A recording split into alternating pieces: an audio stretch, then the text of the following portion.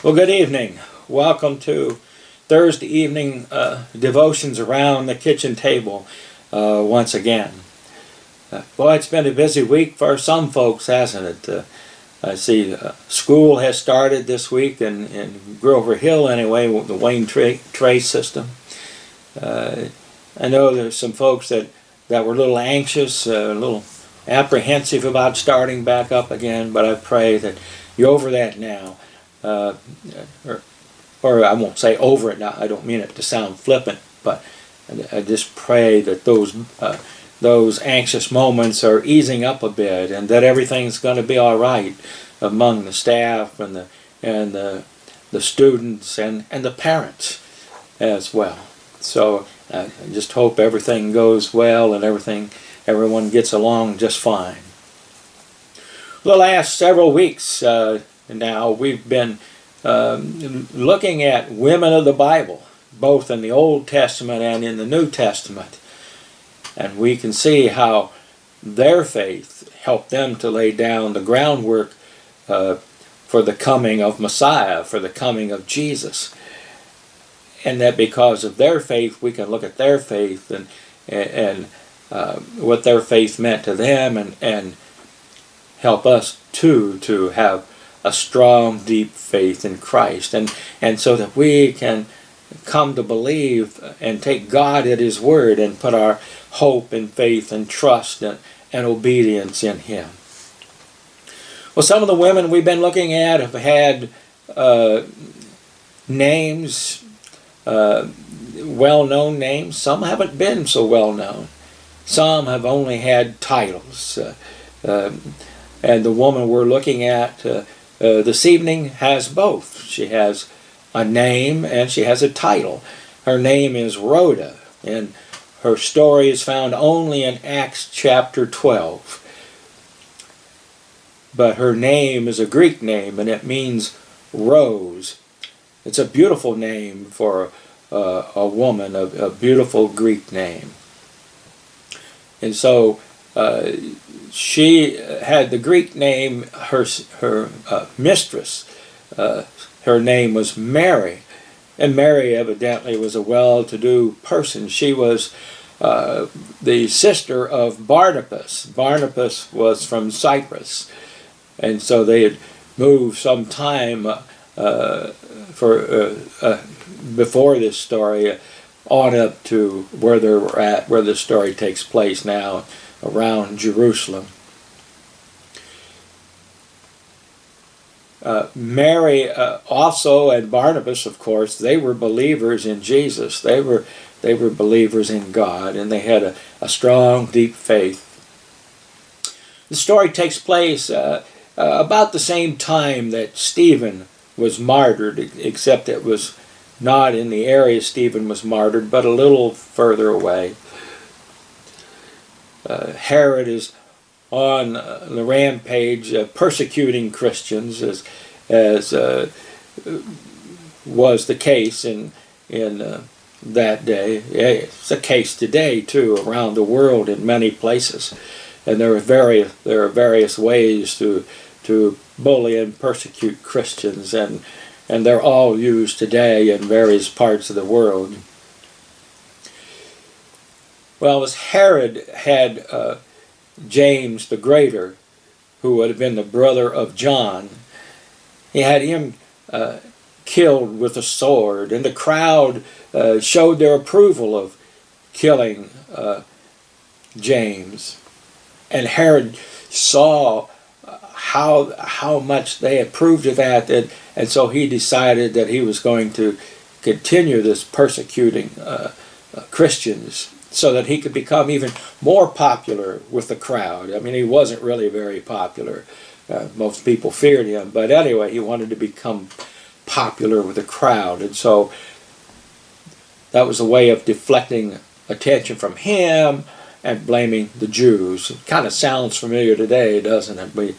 We blame the victims instead of those who perpetrate atrocities.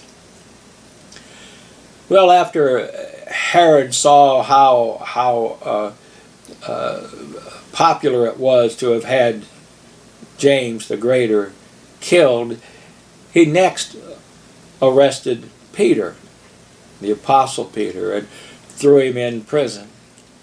Now he wanted to ensure that Peter didn't get away before his trial, and so he assigned or attached 4 squads of soldiers to watch Peter. Each squad had 4 soldiers in it, so there were 16 soldiers watching Peter. Not all at the same time, certainly, but they would have been broken down into shifts or watches. We're told then that after Peter's arrest, that he was chained at the wrist between 2 soldiers as he was in prison. They did that just to make sure that he couldn't go anywhere or do any tunneling or digging or anything to escape from the prison he was in before his trial. While he was in prison, the night before his trial, at Mary's house, there were other Christians in Mary's house, and they were having a prayer meeting, and they were praying for Peter, and they prayed for hours, for a very long time, for Peter's safety and for his well-being. And as they were praying into the night, we're told that an angel of God appeared in the room where Peter was a prisoner, being held prisoner. And the angel reached down and he shook Peter and said, "Peter, get up and get dressed and let's go." And Peter stood up, and immediately we're told that the chains fell off of his wrists. And Peter got dressed, and he put on his cloak, and he and the angel walked over to the door, and the door opened. And they went on through the gate. And they continued walking, and we're told that the angel then walked about a block then with Peter, and then the angel disappeared. And Peter continued on until he came to the house of Mary. And he knocked on the door of Mary's home, and then there was a maid or a servant by the name of Rhoda who heard the knocking, and being a slave girl, it was her job to work all sorts of hours. She never had any time off. Just the only time she got rest is when there wasn't anything else to do. It was completely up to her mistress. But she heard the door, so it was her job to answer the door. And she went over and she said, as Peter's knocking on the door, she said, "Who's this knocking?" And a voice said, "It is I, Peter. Let me in, quick." You see, when they discovered that Peter was missing out of the jail cell, Herod gave orders to search the city for him. And so the soldiers were looking everywhere, trying to find Peter and to put him back in his cell so that they could have his trial the next day. We're told, too, that Rhoda recognized Peter's voice, so she had evidently heard Peter talk before.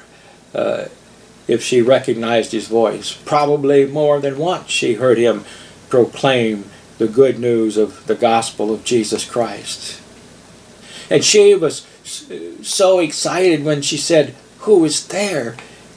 And the voice came, "Peter." You know, we do that too. When somebody knocks on our door, especially at nighttime, don't you want to know who's on the other side of that door before you open it? Of course we do. And so you can understand why Rhoda didn't really open the door to begin with. But when she realized and recognized that it was Peter on the other side of the door, she was so excited she forgot to push open the bolt to the door. But she ran into the room where they were having the prayer meeting, praying for Peter. And she said, "It's Peter. Peter's at the door." And they said, "You're mad." In fact, they said, "You're mania," which is a mad woman. They just said, "You're crazy. You're out of your mind. Couldn't ever happen." And here they are praying for Peter, and they're not really believing in the power of God or in the power of prayer. You know, that's the thing about prayer. Sometimes our prayers are answered the way we want them to be answered. And sometimes they're answered in a different way than we want them to be answered. In this particular case, they just said, "Oh, no way, it can't be Peter. He's in jail." And here they are praying for him. So they weren't sure about what they were praying for. And yet Jesus said, when you pray, believe that you're going to receive. Believe that you're going to receive. Rhoda refused to take no, even though they mocked her.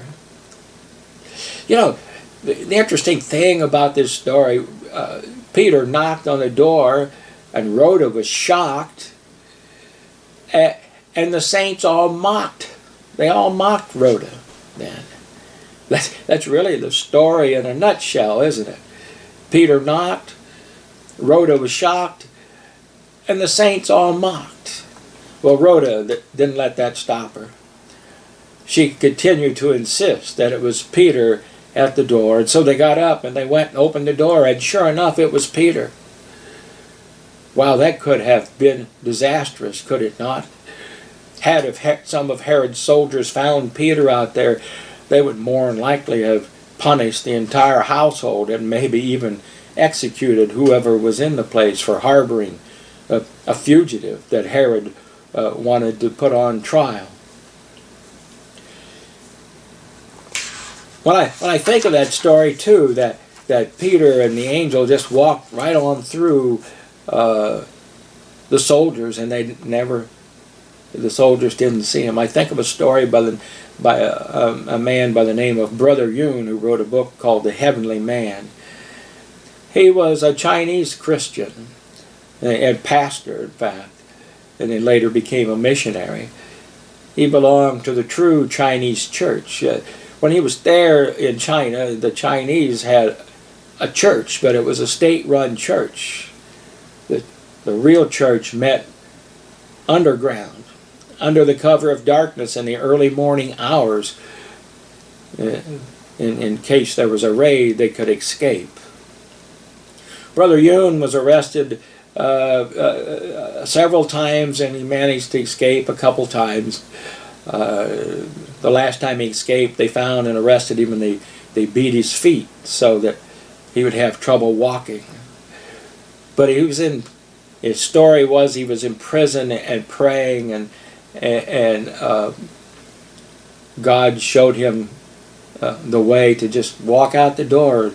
He got dressed, walked out the door, and walked out the prison gate, and never looked back. And the soldiers never ever saw him go. They never saw him go. He went to Holland, and then he came to America. But that's what I think of when Peter just walked right, and the angel just walked right past those folks. Peter's knocking on that door, and they're saying, first they said, well, it couldn't be Peter. It's got to be an angel of his. See, the Jews believed that every true Jew had a guardian angel, and that guardian angel could take on the appearance of that person and act just like that person. And yet they realized that it wasn't an angel, because doors or barriers would not prevent an angel from coming through the door. So it dawned on them that it really must be Peter outside. And so they went and opened the doors and let Peter in. And Peter told them about his escape and how he managed to escape. And then he said, I have to leave here and go tell some other folks about what had happened as well. They were astonished. But you know, their feelings relieved really reveal their unbelief, doesn't it? They believe, but they didn't really believe. They didn't really believe. As I said a moment ago, our Lord said, listen, when you pray, believe that you're going to receive. Believe that you're going to receive. Spurgeon once said that if the Lord wants to surprise you, as he did in this case, or many times he surprises us, if the Lord wants to surprise his people, he has only at once to give them an answer. I no sooner do they receive an answer, do they say,